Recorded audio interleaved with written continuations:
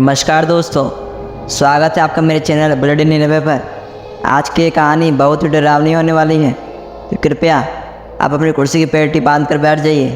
तो चलिए बिना किसी देर के कहानी को शुरू करते हैं। कहानी का नाम है शैतानी गुड़िया।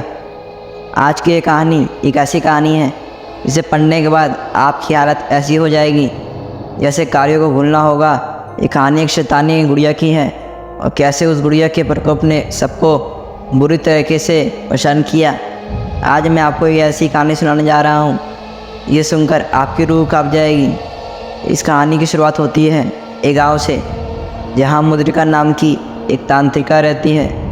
वह एक ऐसा अनुष्ठान कर रही थी जिसमें लगभग 100 बच्चों की बलि देनी थी, जो कि सबसे बड़ा पाप है, सबसे गलत काम।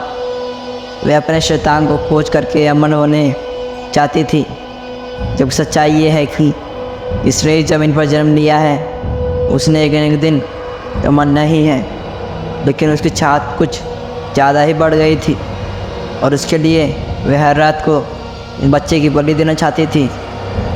कोशिश भी यही करती थी कि वह अपने मकसद में हरदम कामयाब रहे, लेकिन किसी को इसकी बरकत ना लग चुकी और इसके गाँव वालों को समझा दिया कि गांव में बच्चे यूँ ही नहीं मर रहे, हमें इस बात तक पहुंचना होगा और रात में हमें निगरानी रखेंगे।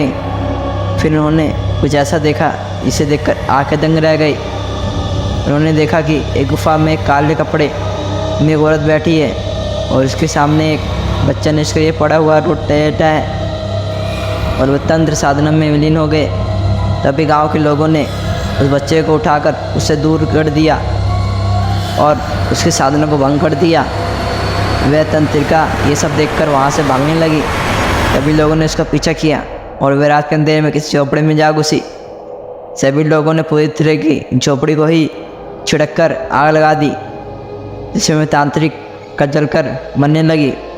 मगर उसने अपनी तंत्र साधना से वहीं पर एक गुड़िया में अपनी जान डाल दी और गुड़िया को झोपड़ी खिड़की से फेंकते फेंकते अपना प्राण त्याग भी दिया। उसकी जान निकलते ही उसकी जान उस गुड़िया में चली गई और यहाँ से उस गुड़िया का खूनी खेल शुरू हुआ। वहीं इस गांव में कुछ नए लोग बाहर से रहने के लिए आए थे, उनमें एक बच्ची भी थी। वे लोग अपने घर में सो रहे थे। तभी इस बच्ची को कुछ अजीब सुनाई दी और वह बच्ची उठ जाती है और उठने के बाद वह उठकर बाहर चल जाती है। इतना हो जाते पर किसी को भनक नहीं लगती। वहाँ वह उस गुड़िया को देखती है और उसे उठाकर अपने घर ले आती है। फिर वह बच्ची उस गुड़िया से बात करने लगती है और इस तरह बच्चे के सहारे उस गुड़िया ने फिर इसे बच्चों के रात में बहकाने और अपने कब्जे में लेना शुरू कर दिया और धीरे धीरे बच्चों की मौत शुरू हो जाती है। अब तक उसने लगभग 4 बच्चों की जान ले थी। गाँव वालों को लगा फिर से कहीं उसी तंत्र का काम तो नहीं है और फिर से लोगों ने निगाहें शुरू कर दी, लेकिन उन्हें कुछ पता नहीं चल रहा था। तभी उनका ध्यान उन नए लोगों पर गया। जब से लोग आए हैं तब से फिर से घटना शुरू हो चुकी है, लेकिन उनके पास कोई प्रमाण नहीं था, कोई साक्ष्य नहीं था कि गाँव वालों में से एक व्यक्ति जिसका नाम रमन था, उसने देखा कि बच्ची गुड़िया से बातें कर रही है, लेकिन उस गुड़िया की कोई बात नहीं सुनाई दे रही थी। फिर उसने रात में बच्ची के घर पर निगाहें रखना शुरू किया। उसने देखा कि अचानक रात में दरवाज़ा खुला और अबे कौन खड़े? क्या बोलो, एक्शन है। क्या हुआ? तुम्हें मारा क्या? चला बात तो ना गई तो नहीं। रात में दरवाज़ा खुला और उसमें से गुड़िया निकली और जंगल की तरफ चलकर जाने लगी और वहीं जाकर बैठ गई जहाँ पर वह तंत्रिका बैठती थी। साथ में वो गुड़िया का मंत्र उच्चारण भी कर रही थी।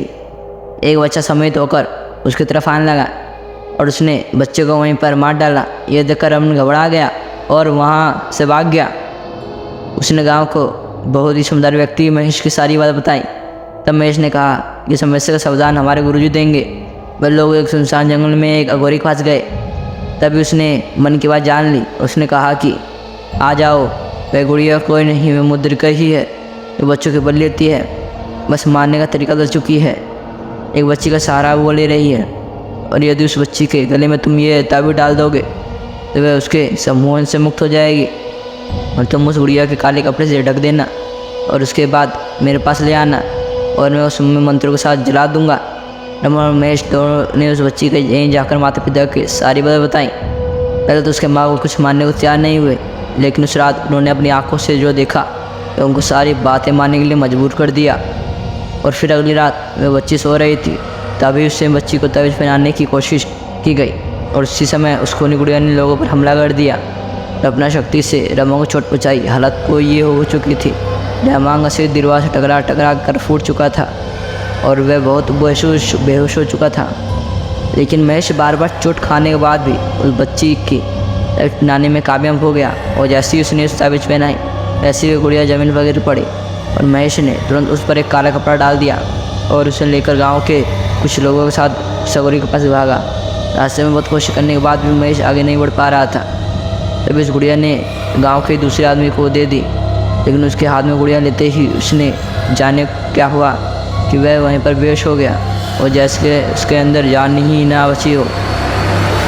लोग समझ गए थे कि गुड़िया उन्हें आगे नहीं जाने देगी, लेकिन तभी वह गोरी वहाँ चलता है, वह उनके पास आया। पास आते ही उसने सबसे पहले अपने मंत्र से गुड़िया को अपने वश में किया, और उसके बाद उसे वहीं पर जला दिया। और उसके बाद से अभी तक वहाँ पर दोबारा कोई आतंक तो नहीं हुआ, लेकिन खौफ अभी भी लोगों के दिलों में जिंदा है, क्योंकि खौफ ऐसी चीज़ है जो एक बार आंसू आता है लेकिन वह पूरी ज़िंदगी भर याद रहता है। दोस्तों, मैं उम्मीद करता हूँ आप लोगों को ये कहानी अच्छी लगी होगी। अब कहानी अच्छी लगी होगी तो हमारे चैनल को सब्सक्राइब कर देना।